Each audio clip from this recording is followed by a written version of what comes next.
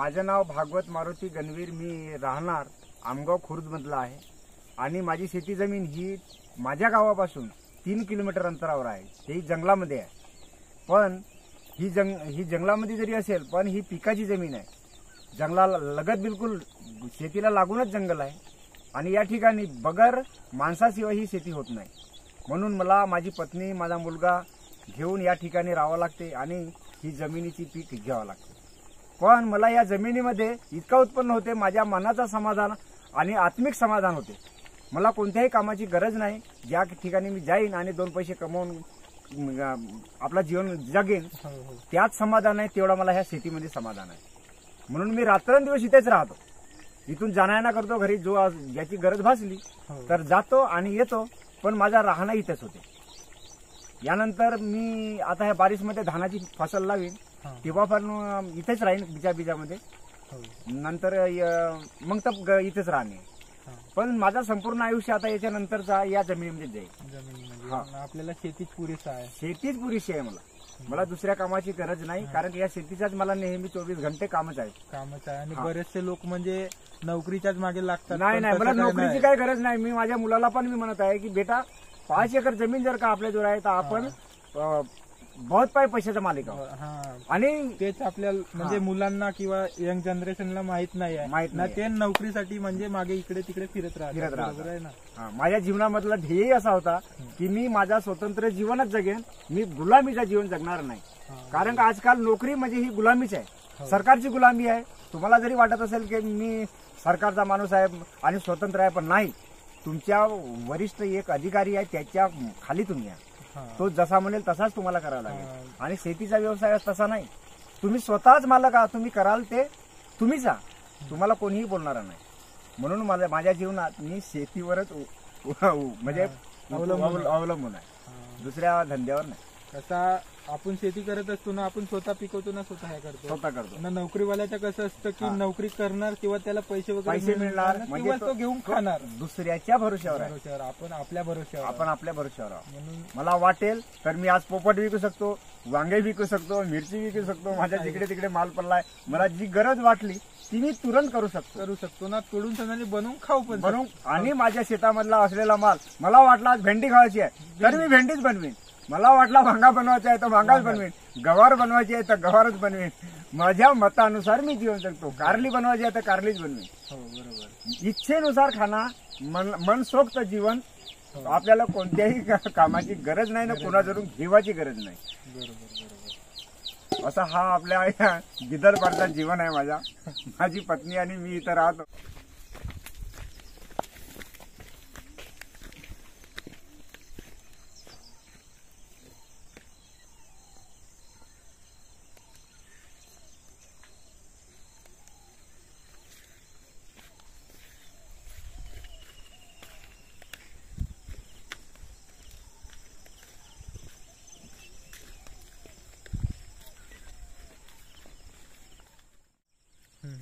त्याच्यासाठी राहावं लागतं.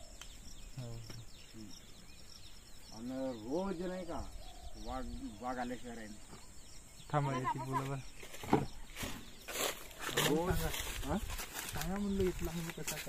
या ठिकाणी रोजच वाघ आणि बिबट्या येत राहते आणि आजूबाजूने जात राहते. आवाजही कधी कधी देते, नाही तर कधी कधी सुमडीमध्ये चालला जाते. आणि इतर पण जनावर येते, पण ते इकडे शेतामध्ये घुसत नाही. पण वाघ बाकी रोज या ठिकाणातून जात राहते, येत राहते. आणि आपले हे जनावर म्हणजे तो कोणतेही येणे जाणे त्याच्यापासून त्रास. आणि या ठिकाणी मला राहायचं म्हणजे कारण का आता हा शेतीमध्ये काही माल आहे, त्यामुळे राहावं लागतं. आता कोणतं पीक लावल्या?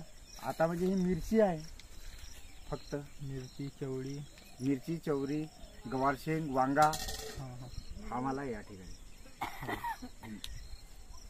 आता हा पाणी पडेपर्यंत राहून त्याच्यानंतर नाही. या ठिकाणी हे म्हणजे जमीन कशी आहे, पाण्याची आहे ना, पूर जाते. पूर्ण पूर जाते. ह्या बाजूला ढोडा आहे, ह्या बाजूला ढोडा आहे, त्यामुळे ते राहणार नाही. मग गावी जाऊ.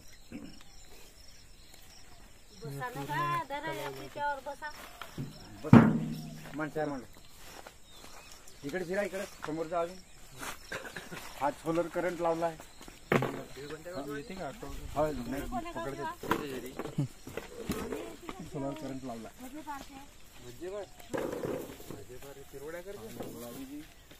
मला लावलाय पण त्या करंटमुळे थोडासा वास आला. मिरची फरली आहे खूप. मस्त झालं. हे बांधी 2-3 बांधायला मिरची आहे. हा इकडे वांगा होता त्या तिकडे टमाटर होता. टमाटर पूर्णच गेला कारण भाव नाही भेटला. भाव न मिळाल्यामुळे नाही का सगळा गेला. इकडे आतमध्ये जा खूप फरली आहे मिरची. हे कोणती मिरची?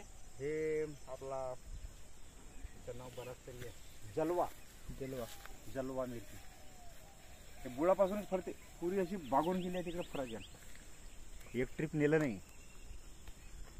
एकटी नाही 3 ट्रिप गेल्या मिरच्या विक्री ओलीच. सांगा येते सांगा खरं आम्हाला. हे ओली मिरची आता 3 वेळ चालली गेली विकावले पण अजून भरपूर फरली आहे. आता फरली आहे पण आता भाव मिळत नाही त्याच्यामुळे मला हिला पकू देऊ. पकल्यानंतर विक नाही तोपर्यंत मला राहू दे. बरोबर. अजून का लावला तिकडे? इकडे हे गवारसिंग भेंडी आहे. ते इकडे हा लावला होता वांगा हा गेला. विक्री झाली याची मर्यादा संपली. समोरून गवारसिंग आहे. गवारसिंग पण मस्त आले. हो पाणी नाही होत ना आता. पाण्यापुढे आपण भरपूर लावू शकतो पण आता पाणी नाही. आता बोर झाल्यानंतर सगळं सिस्टम राहिले ते. हो कसा लावायचा का लावायचा याचा ज्ञान मध्येच आहे. 12वी एजी आहे मी त्यावेळेस. त्याच्यामुळे मी हे सगळे पीक घेऊ शकतो.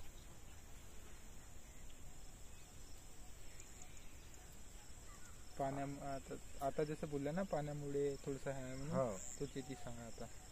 इथं पाण्याची कमतरता असल्यामुळे जास्त काही पीक घेऊ शकत नाही. कारण का पाणी जर जास्त राहिला तर जास्त पीक घेऊ शकतो. आणि पाणी कमी पाण्यामध्ये तरी एवढं तरी कमी पाण्यामुळे फक्त 1-1.5 रिंग पाणी येते. या 1.5 रिंग पाण्यामध्ये हा एवढा परिसर पिकवतो मी. रोजच पाणी चालू करतो कारण की आज येते तर मग सायंकाळी तिथे अशा प्रकारचा म्हणजे लागवड करून म्हणजे पाण्याची पूर्तता करून आपला पीक घेतो. आता मगाशी फोन केलो तर 3 ते 4 दिवसामध्ये बोर मशीन येऊन जाईल. आता सोलर चालू आहे पण पाणी नाही तर का कराल. 1 घंटा चालते 1 घंटा नाही चालेल अर्धा तास चालते फक्त. आता अर्ध्या तासामध्ये मी आपला एवढा जगवतो. तेवढं करता तरी बहुत आहे ना. मस्त केलं तुझा.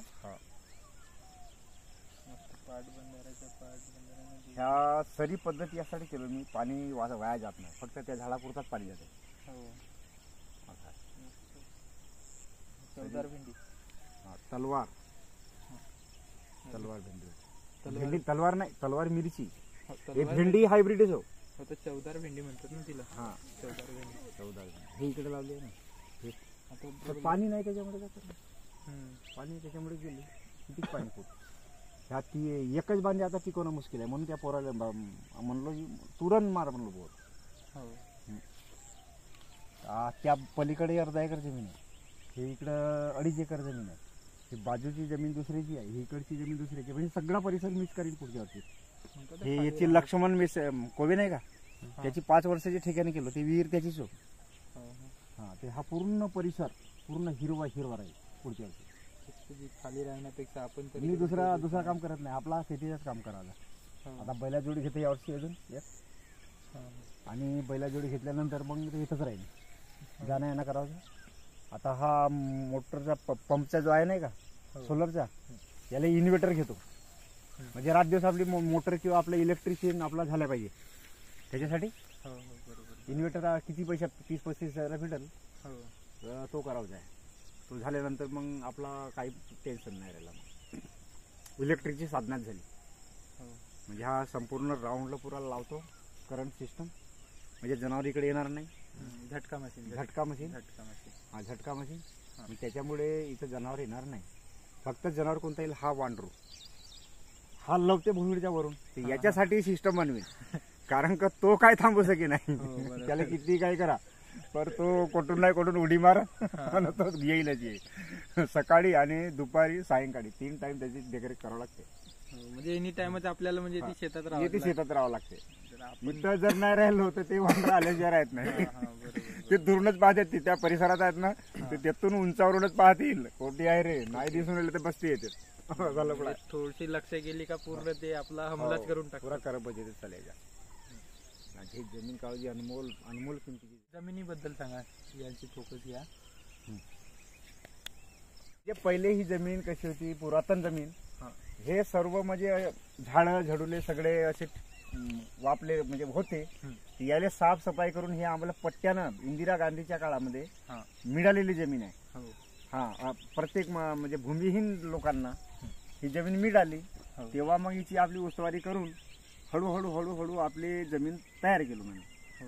मग एक वर्षी एकच बांधी धान पेरायचा, मग थोडीशी जास्त वाढवायची, अशी वाढवत वाढवत आता ते धान पिकायची जमीन म्हणून. धान आता भाजीपाला वगैरे धान. आणि त्याच्यानंतर मग इथे लोक सर्व त्या काळामध्येच वाड्या पेरत वाड्या. मिरचीच्या.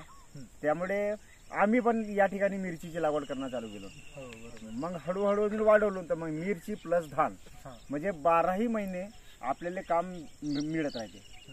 आतापर्यंत आता तेच काम करून मिळणार. आता म्हणजे आम्हाला कुठेही कोणाच्या कामावर जाण्याची गरज नाही. आपली शेती करणे आणि आपला राहणे, बस.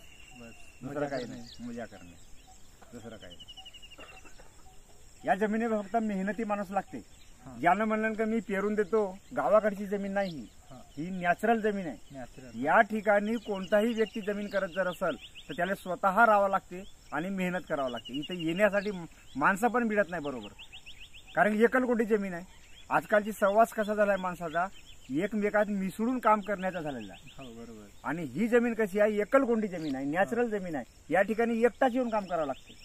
आणि एकटा येऊन जर करत असेल तर काही जमीन होते, नाही तर होत नाही. हो, बरोबर. असं. आणि हे एकटा राहून सणारी येथे शेती करतात, कारण हा. आजूबाजूला पूर्ण पूर्ण जंगल आहे, भोवतालून संपूर्ण जंगल आहे. आणि हे एकटाच करतात. एकटाच जमीन करतो आणि ते कुठे जात नाही, नाही. येथे जेवण वगैरे बनवतात नाही, इथेच राहतात. जेवण वगैरे इथेच काम करणे आणि इथेच राहणे सर्व. म्हणजे तुम्हाला माहित असेल शेतकऱ्याचं जीवन कसं काय असतो, तुम्ही तर आता यांच्या संवादातून तुम्ही बघितलंच असेल. तर आणखी याच्यात नवीन नवीन गोष्टी आहेत का आम्ही तुम्हापर्यंत पोहोचवू. आणि नक्कीच आम्हाला कमेंट करून सांगा कसं काय, अशी माहिती तुम्हाला म्हणजे चांगली वाटली की काय. धन्यवाद.